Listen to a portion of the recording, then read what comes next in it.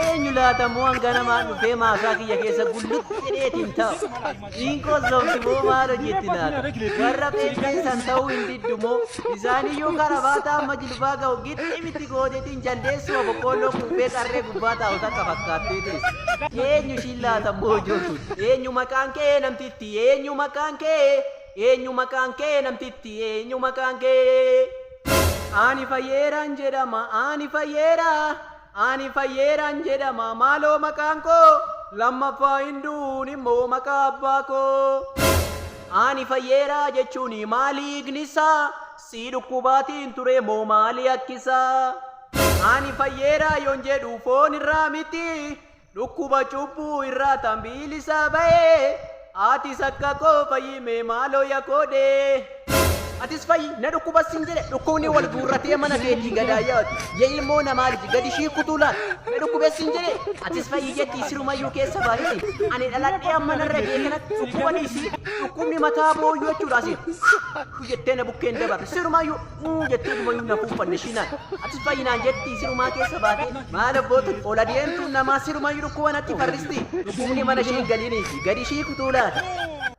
Miti yaa obboleessa koo anis akkuma kee kanan kana dura dhukkubsachaatiin ture dhukkubni dhukkubsachaatiin tures mana yaalaa yoon naqe qoricha argachuu hin danda'u dhukkubichas doktorri marammaree bira ga'uu hin danda'u dhukkubichi baay'ee hamaadha foonii fi lubbuu kee walitti qabee kan qileetti gad darbachuu danda'udha dhuguman siin jedha dhukkuba doktoriin sin fayyifne manni yaalaa sin argine kun koronaa sana talee dhiben jetture koronaan duraallee foonuma namaa boollatti gatti ishiin tuni moo lubbuu fi foon namaa qileetti gadi gatti been achi narraa god dafiiti jechuudha maasaa kiyya keessaa naa bayi amma natti hiikteedha ammoo koronaa sana talee na qabsiisuudhaaf gulluu jettee maasaa kiyya keessa teessaare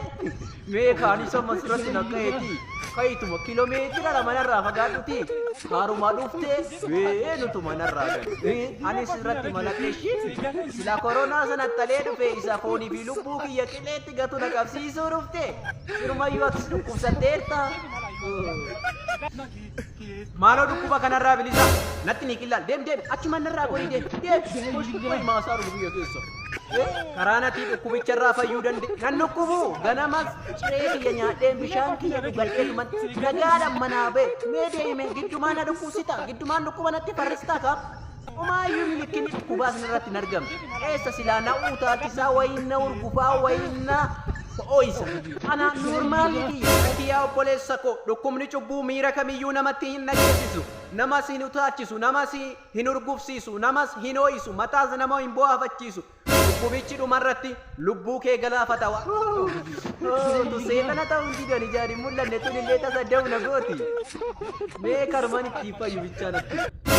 karaan ittiin fayyitu mokko karaa salphaadha tokkicha maqaa Yesuus Kiristoositti amanuu duwwaadha isaan booda cuuphamuudha isaan booda dhukkuba cubbuurraa hin fayyita maqaan kee galmee jireenyaatti hin barreeffama dhaaltuu mootummaa Waaqayyoon taala jechuudha karaa salphaatiin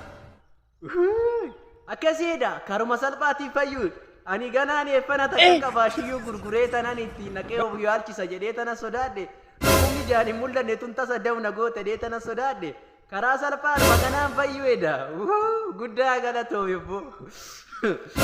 karaa milkii ebbo hin badin